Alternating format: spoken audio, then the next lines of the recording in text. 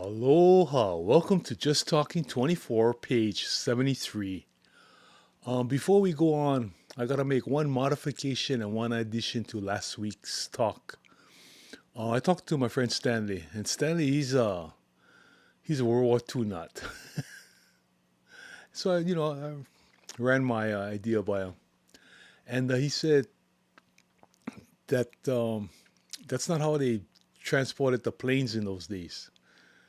Yes, I was partly right. They brought the planes in pieces, but they brought the pieces to Oahu.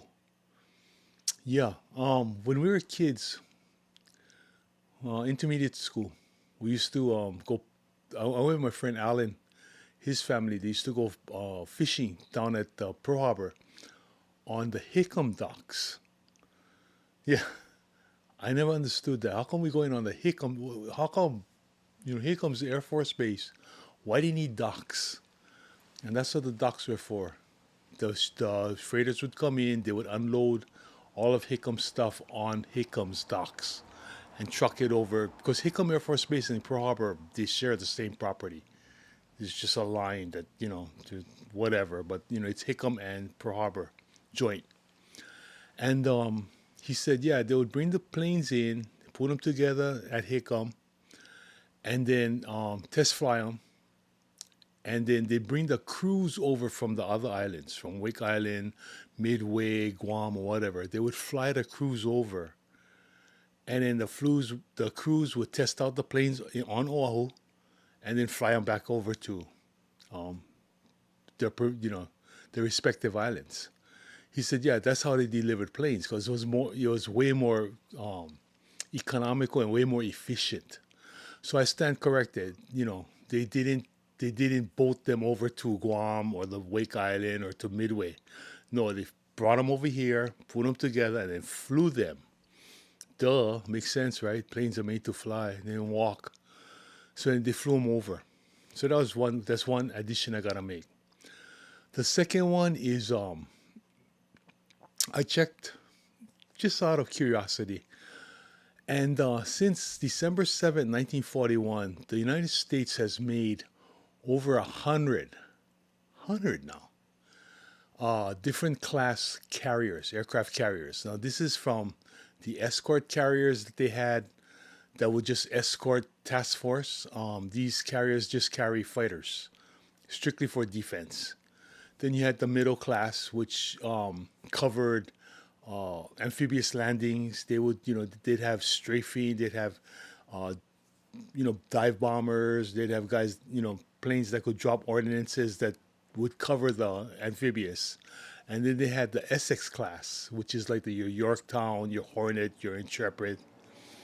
And nowadays, they have the Nimitz class. That's your Gerald R. Ford, your Ronald Reagans. I mean, these are huge nuclear powered cities. They are, the Enterprise. I mean, they're just huge. But since World December 7th, 1941, America has built over 100 of these carriers. Guess how many battleships they've built? Take a guess. Not a one. Zero. Now remember I told you, you watch what a person does, not what a person says. Well, same thing applies to the government. If these, if the battleship was so important, how come they never made more? Okay. Well, granted, that would cost more money, but if they're so important and they're so powerful, wouldn't we have built at least one? Yeah. So that's just a footnote of last week. Today, reason is Happy Memorial Day, by the way. This will be coming out on Monday the 25th, which is Memorial Day. And it's a day to remember the people who've died for our country. Now, people that's both military and civilian. Yep. Civilians died for our country. And what I'm going to talk about today, I think in history, the future, will be one of the biggest black eyes in America's footprint. That is 9/11. 9/11, December, excuse me, September 11th, 2001. That day, I was taking care of my dad at that time. And I woke up and I turn on the TV and then I go and take care of dad. I get him up, get him out of bed. He should be awake because I usually get up about 8 o'clock. He has his 6 o'clock feeding. He's upright, not upright in bed, but he's just slightly reclined. For sleeping, I put him all the way, pretty much all the way down. Then I bring him up for his 6 o'clock feeding, and then 8 o'clock, change clothes, wash him up, get him out of bed, get him ready for a new day, stuff like that. So I didn't really know what's happening, and then I bring him outside to sit in front of the TV so he gets some noise, and then I go clean up his room. So I brought him out again, and what were they? They're showing it's 9/11, and I was thinking to myself, oh, I mean, whoever planned this, these terrorists, man, I bet you they never dreamed that they'd bring down these two buildings. And so I did all my thing. I went online, and when I went online, there was mention of a petition that was floating around the world, and this petition was signed by over 10,000 structural engineers that said what happened to those twin towers was scientifically impossible in the way it happened. Now, you gotta understand when people of science, they'll say improbable, they'll say against the odds, not likely. They rarely use the word impossible. Even Einstein, his what relativity, space and time, right? Yeah, was impossible. It wasn't possible until he found a way to bend time. So it's still possible, but you just gotta tug on time a little bit. Yeah, right. Anyway, let's not go there. But they rarely use that word impossible. But they came out and said what happened was impossible. Now I only saw a glimpse of it because I never saw it again. They took it off. They retracted it. Whatever they do with it, it made it disappear. But it planted the seed, and it always bothered me. But I never checked it out. And then over the years, things came out, and they keep going back to 9/11, 9/11, and then people started getting sick. The emergency responders, they started catching because of all the chemicals, I guess the carcinogenics that were released by this cloud. And so when I looked at it, and then I searched it, and what I've come up with was what we were witnessing was a carefully orchestrated, planned, and executed implosive demolition of two buildings. These two buildings, folks, were not brought down by two jet planes. They were they were planned implosions. They were planned demolitions. Yeah, those. And then so I started looking into it. How was this building made? Okay, and how it was really made was it had a core, right? Then it had a cage around it, a steel cage, and then they joined the cage up with reinforced concrete. That's the way these two buildings were built. That's very simple, but me, right? I gotta kiss. I gotta keep it simple, cause I'm no engineer, but that's how the building is made. So what are the properties? You know, they keep the government says it was the intense heat that brought it down. Well, where did this heat come from? From the planes, right? Well, what did the planes have that was so hot? Look at all their fuel. Okay, what kind of fuel they got? Avgas.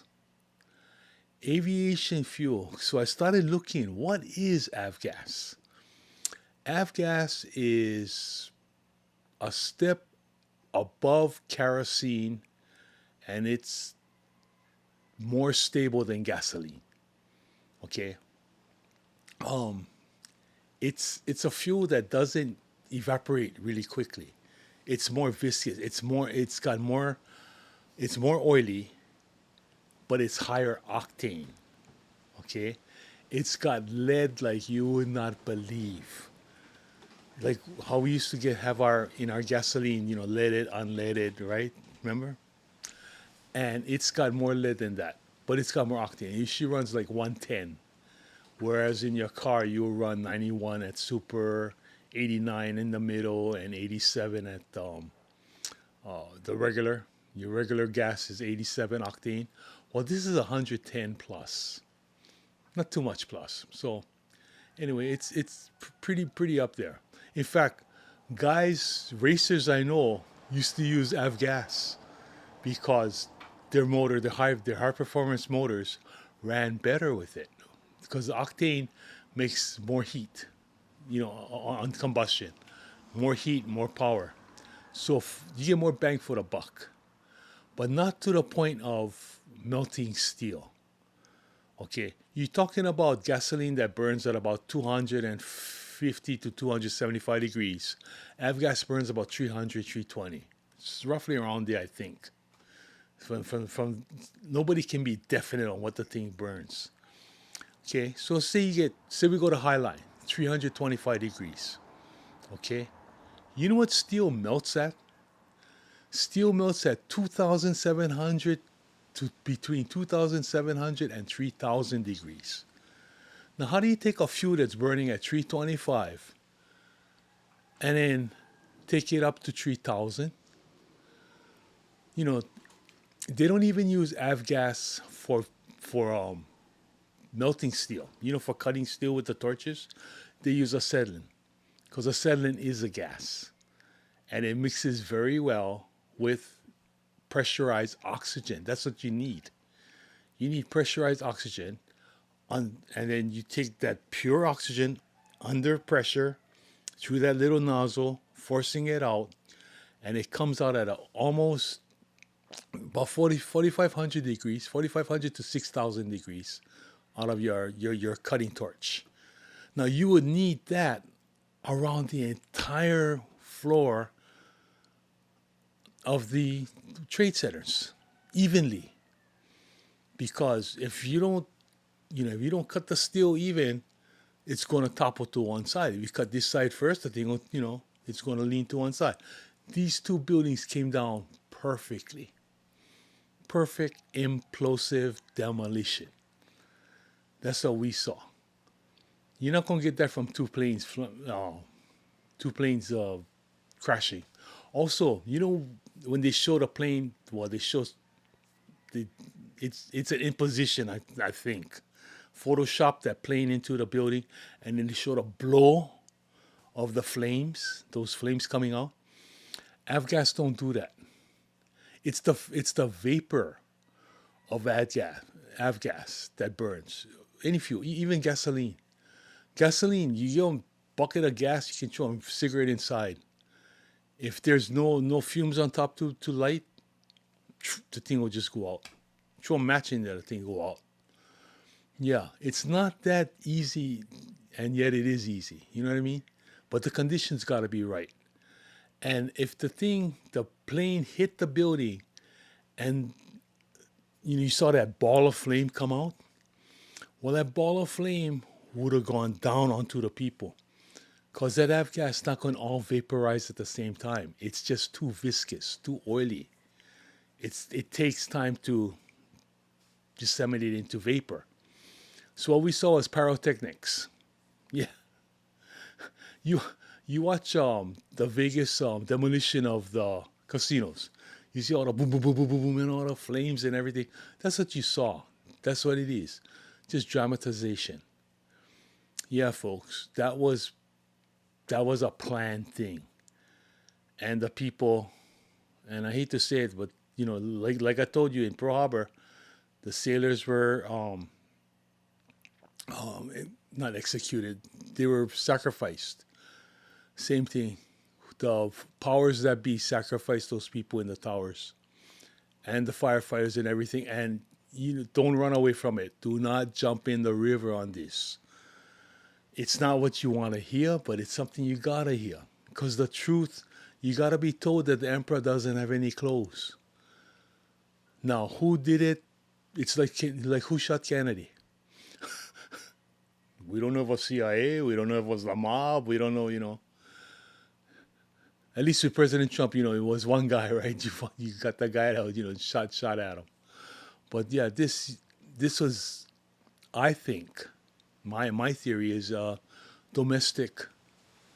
In other words, was made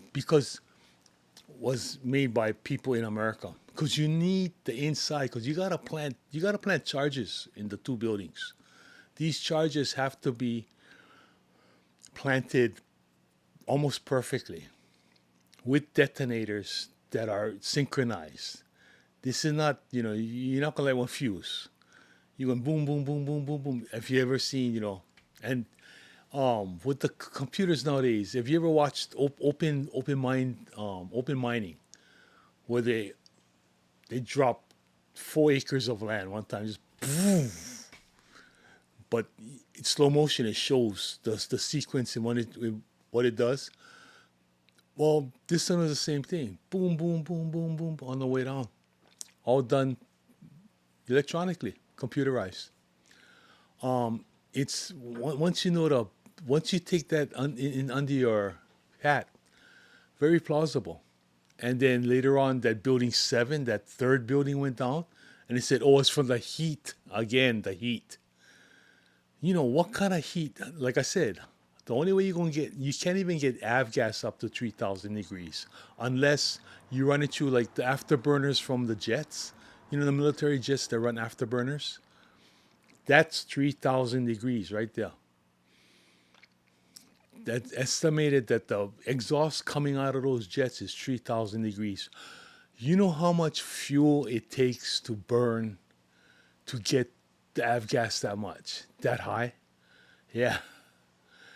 And there's not that much fuel on even if the plane was fully loaded, like they said it was, you know, you don't have that much gas. And then some people would say, "Oh, well, the air came from because of the wind up there." And okay, normal air in that we breathe, that's up there, even up there at 100 something stories up, is only 21% oxygen. Acetylene touches run 100% pure oxygen tank. You look at a acetylene touch and acetylene touch setup, you get one big tank and a smaller tank. Well, the smaller tank is the acetylene. It's gas. It's not liquid. It's gas. The big tank is O2, oxygen, under pressure. Yeah. So the amount of oxygen you need and that's acetylene gas. So what you're gonna have to do is you're gonna have to get liquid, and they have liquid acetylene cutting torches that run on liquid fuel. But to get the liquid and to put it through and to vaporize it and then to add it to the it's just too much of a problem. It takes too much equipment to do that, to run that. It's better just to run an acetylene torch because it's already in a gaseous state. Yeah, when you got that extra step from turning the liquid fuel into gas and then mixing it with the O2, that takes a little bit extra equipment. Now, they didn't have that equipment in the building. Not that I know of. I mean, very few buildings I go to that have, you know, atomizers.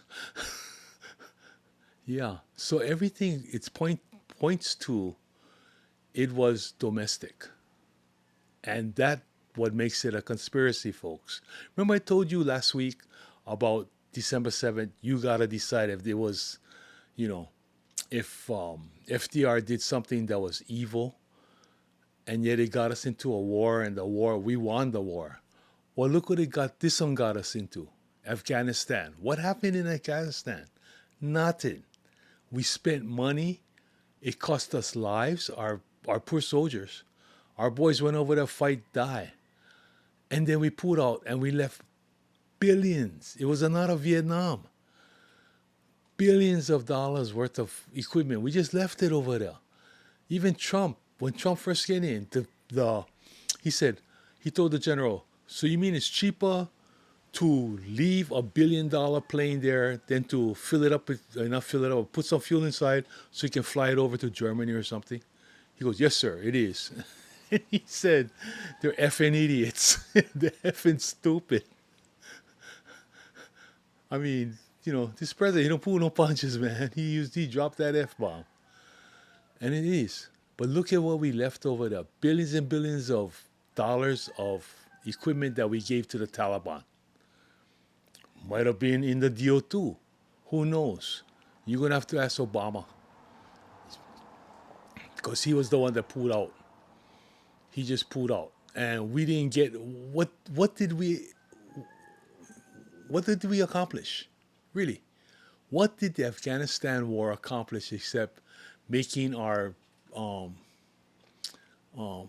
providers, our military provider companies, the companies that provide the weapons, they provide, everything. But it made them richer. Yeah. General Dynamics, General Electric, whatever.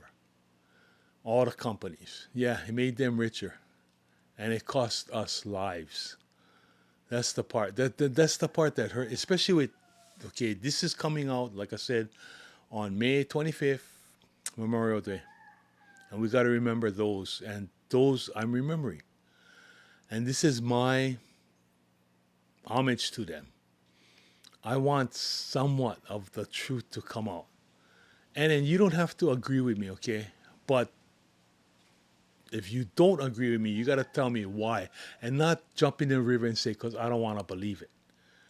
It's not true. And, you can't prove it. I just did. Look at everything. It's just like Pearl Harbor. Just like 1941. These are the pieces of evidence that I've collected over the years. I didn't open a book, Grimm's fairy tales. This is actually what happened. It's documented all the way around. Except for that petition, I cannot find nothing about it. But I want to thank them for putting it out because you guys planted that seed, which is what they wanted to. Now I gave you the little bit more of the seedling. You go from there. And this is it goes far beyond Democratic or Republican because it motivated the entire Congress to declare war on the Taliban. Remember the weapons of mass destruction and the stuff I went through at the airport? Brother, what you looking for? Oh, weapons of mass destruction. What does it look like? I don't know. I'm the leader. Which way did they go? Oh my goodness. Yeah, you gotta take it with you. You gotta have the balance, folks. It's nothing to laugh about, but you gotta laugh. And like I said, later on in history, people will look back at this and say, "Oh, this is almost the epitome of the corruption." And this happened 20 years ago, 25 years ago. 25 years this year. 25, quarter of a century. And the truth still didn't come out. But then look at Kennedy, right? Kennedy never gonna come out. No matter how many movies they make and whatever. But people think that I'm anti-American from doing that. And no, that is what America's all about. You question. If we don't question, we just go, yes, yes, yes, yes. That's not America, folks. Gotta use our brains. Our kidneys. That's what I call kidneys. Yeah.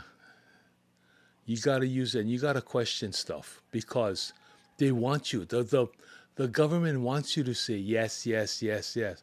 But no, you got to say no. Even with President Trump, the stuff he does. Although I kind of figured out why he's just, dilly-dallying with Iran. He's just waiting for timing. That's what it is. We're going to kick We're gonna have to, because these people are these Iranians. I don't understand it. They're beaten. You know, it's like that movie Cool Hand Luke, and he kept getting up and kept trying to swing. What's it gonna take? But then, what else they got? The leadership, really. Because if they give up, they're gonna run over. And now we're picking on Cuba. That was that was a. I haven't looked into that yet.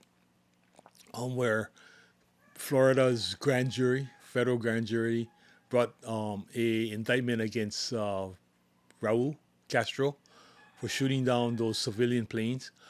But see, they don't tell you where the civilian planes were. They were off the coast. How far off the coast? Look what we did to in Venezuela with the Colombian guys running drugs. You know, we took them out. Why? Because the drugs was coming to America. Well, so what? I mean, I see the point, yes, but it's, you know, um, Castro did the same thing to those civilian planes. So we can do it to other people, but they can't do it to us. And this was something back in the 90s, 30 years ago. Kind of slow, huh? I mean, I know there's no statute of limitations for murder, but it's, to me, it's a waste. It's a waste. You're going after a 94-year-old man 30 years after the fact. For what? And he might have been in his right to do so. Because these, you know how the activists were back then, right? Yeah, they don't care. They're going into your space. You go into airspace, you get shot down. I don't know. I don't know what the details are of that one, but that's what it seems like to me. It's really, that was one we shouldn't have done. But that's just me. I'm over here talking about 9/11 being a conspiracy, right? Or December 7th, 1941, it's a conspiracy, or JFK.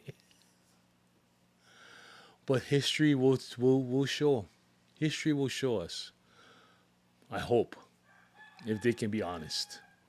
And if you get a regime, or you get a society or a government that is anti-American, it'll probably go the other way and show American as, capitalists and all that kind of stuff.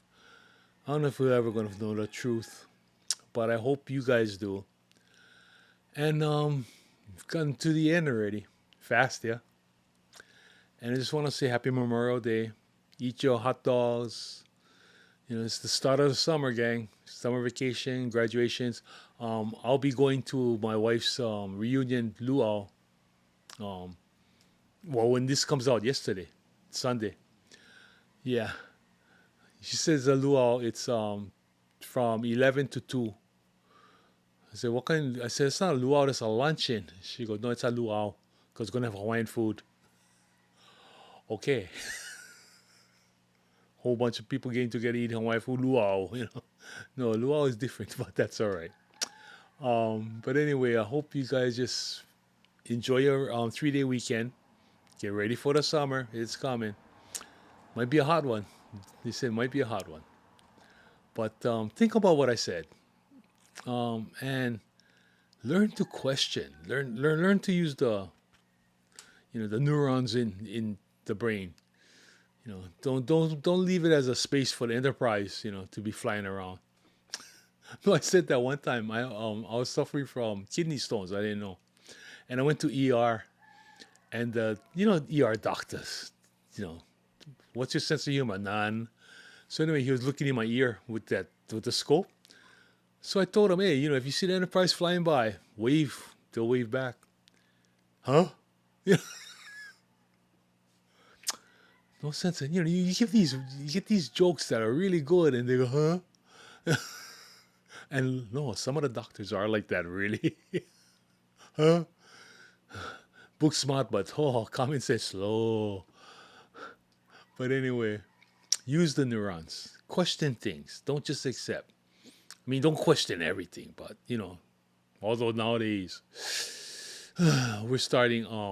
Our lieutenant governor is on unpaid leave because of scandals hitting, and then now J.D. Vance said we'll be looking at Hawaii for a Medicaid fraud, and our officials are saying there is no way we got fraud. Yeah, right. We're a democratic state. Look at Minnesota, look at California, look at Massachusetts, New York. Yeah, we're a blue state, folks. Yeah. Well, there's no corruption, yeah. But anyway, hope you guys treat each other good, love each other, and as I always say, ahui ho, malama pono, and always from my heart to yours, aloha. See you next week. Don't know what's coming up yet, but see you next week. Bye bye.